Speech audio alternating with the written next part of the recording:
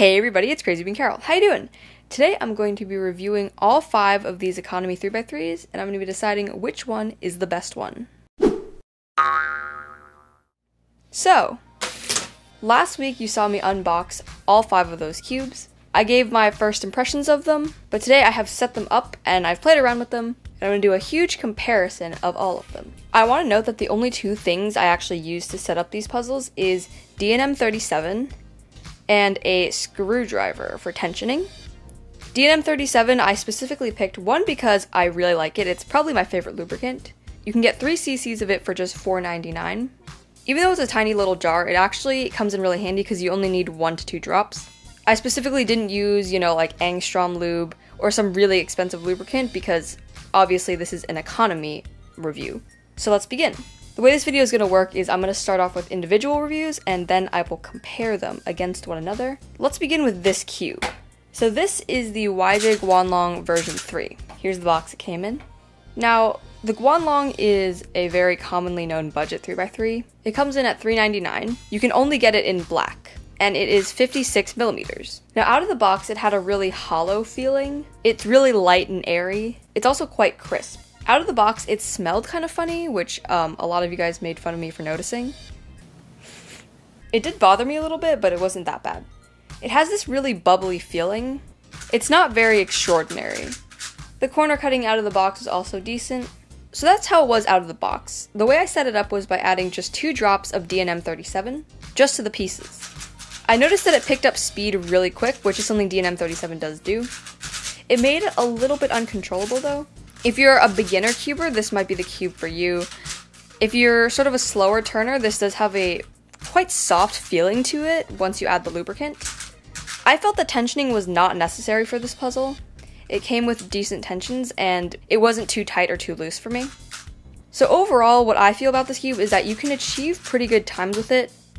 It's not a horrible cube, but the plastic does feel kind of cheap and you could get a better cube for the same amount of money. So that's my take on the Guanlong. The next cube I'm going to be bringing in is the Chi Warrior W 3x3.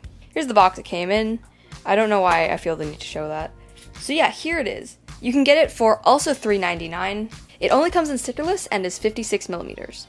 Right out of the box, I noticed that it was super compact and crisp. I really liked the feel of it. I didn't have any lockups at all.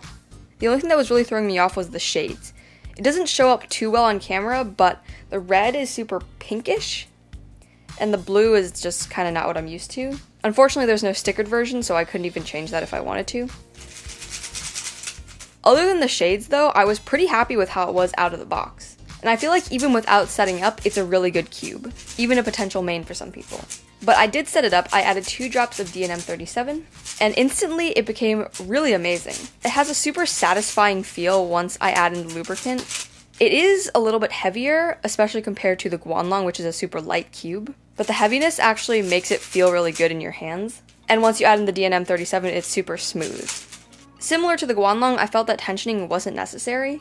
I feel like if you really wanted to, you could loosen it just a bit, but I don't think that is really required. I like it a lot. The only thing I really have a problem with is the shades. Let's move on to the next cube.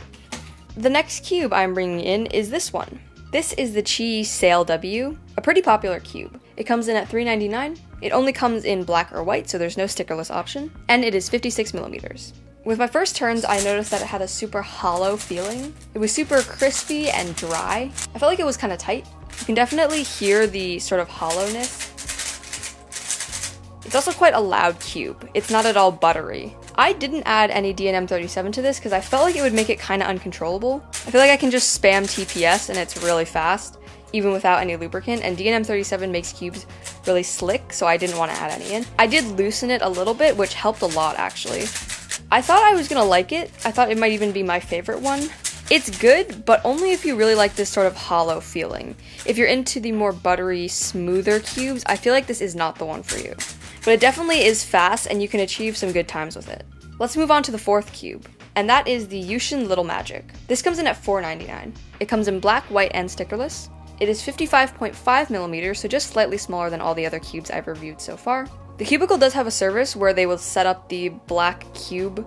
They would lubricate it for you, but that would cost an extra $5. But obviously that would make it not really much of an economy cube anymore. Out of the box, I noticed that the Yushin Little Magic was kind of loose. It felt wobbly, springy, just kind of flimsy overall. The plastic just felt cheap in general. The only thing I can compare it to is Connect 4 pieces. It has that sort of weird plasticky feel. If you just went like this with a bunch of Connect 4 pieces, that's what this cube feels like. I'm not the hugest fan of it. I added 1 drop of D&M and it made it really uncontrollable, which was kind of to be expected because of how loose, flimsy, and just in general all over the place it was out of the box. I tightened it a little bit, which helped. I feel like if you have very controlled turning and you sort of turn a little bit slower, then this cube would be good. But it is $1 more than the rest of the 3x3s, so I feel like this is not your best option. Especially if you're one of those aggressive turners, because you're just going to lose control of the cube. So those were my thoughts on the Yushin Little Magic. Now the final cube is the MFJS Meilong 3x3. This comes in at $3.99 in stickerless. Again, similar to the Little Magic, TheCubicle does have a service where they will set it up for an extra $5.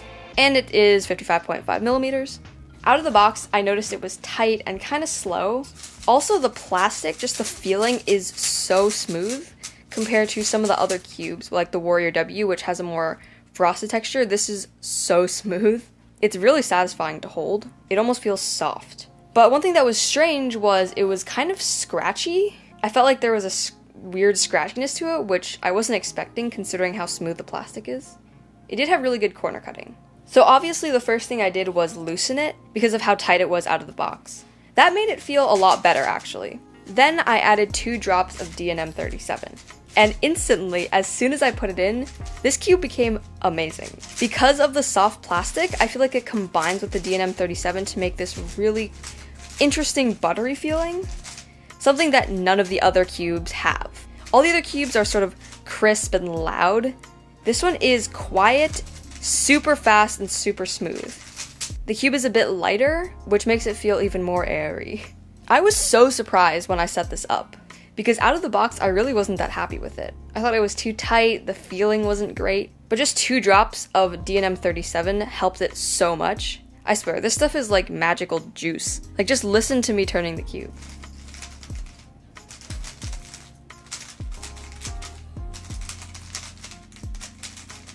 I really love the way this cube turned out. Oh. No.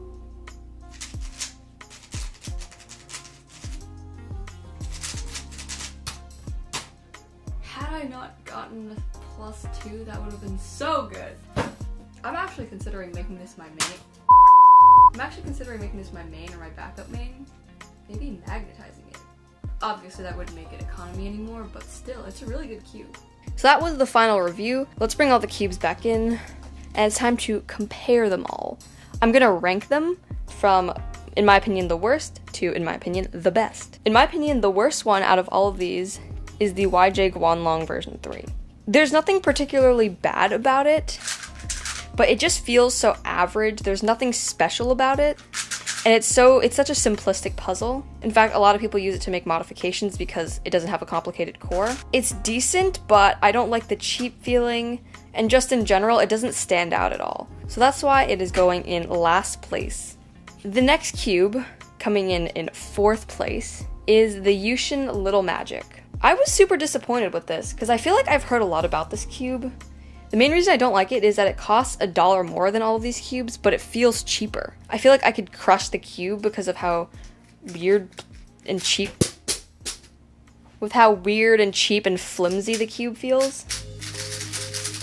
The turning itself is okay, it's actually quite fast, but for an extra $1, I don't think it's worth it, and there are way better cubes here. Now for 3rd place, these 3 were actually difficult to rank, but in my opinion, in 3rd place is the Chi Sail W. Also, similar to the Yushin Little Magic, I feel like I've heard a lot about the Sail W, or just maybe the Sail in general. Out of the box, I actually like this cube a lot. But after setting it up, it really didn't stand out to me or become that special.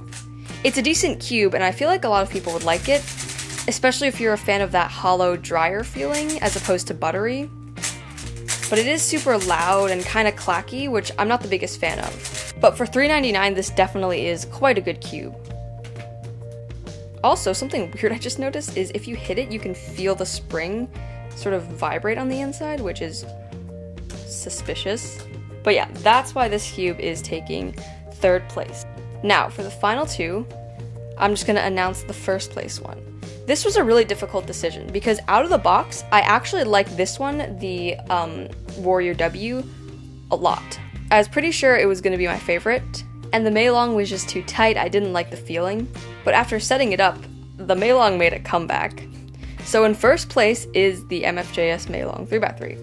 The only thing that changed this is how amazing this cube became after I set it up. Something I feel like I might have mentioned in my unboxing and first impressions was none of these economy cubes came out of the box super buttery, but just 2 drops of D&M 37 made this cube so amazing.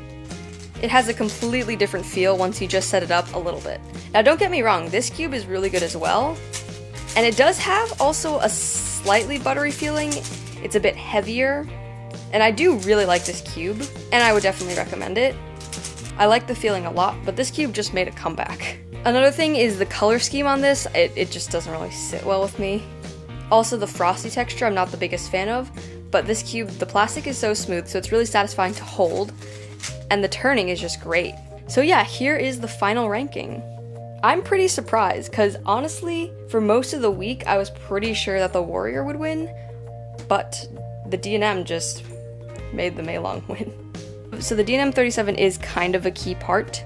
Out of the box, I would say out of all of these, the Warrior W is the best, but once you set it up and add the lubricant, the Maylong just wins. So yeah, I will link all of these cubes down below. I would highly recommend getting this one. If you don't have D&M 37 already, you should pick up some. It's a really great lubricant. And yeah, let me know what you think. I want to give a big thank you to TheCubicle.com for sending me all of these cubes for free. And yeah, I really hope you guys enjoyed this video. If you did, make sure to like and subscribe. I'll see you guys next time on Crazy Bean Carol. Bye!